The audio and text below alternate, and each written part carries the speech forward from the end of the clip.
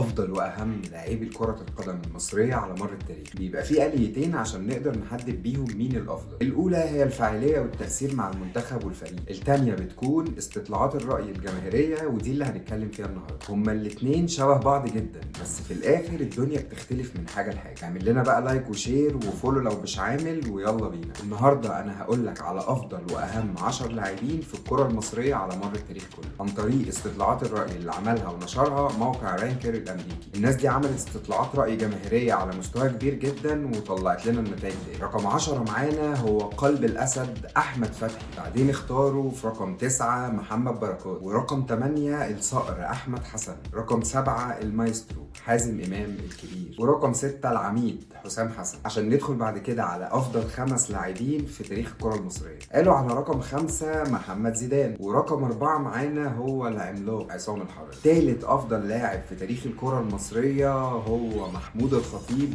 بيبو. طبعا رقم 2 ورقم 1 معروفين، بس في الاخر ترتيبهم هو اللي قتل بحثا. يا ترى مين احسن من مين قدم اكتر من مين احسن لعيب في الكرة المصرية، ومين تاني احسن لعيب في الكرة المصرية. عشان في الاخر الموقع يقول لنا ان الناس بتقول ان رقم 2 معانا هو الماجيكو محمد ابو تريكة، عشان يبقى اللي فاضل معانا في المركز الاول هو لاعب ليفربول ومنتخب مصر الدولي مو صلاح. طبعا في لعيبة تانية عظيمة جدا وقدمت كتير قوي لمصر، بس زي ما احنا قلنا ده استطلاع رأي جماهيري عشان نقدر نحدد بيه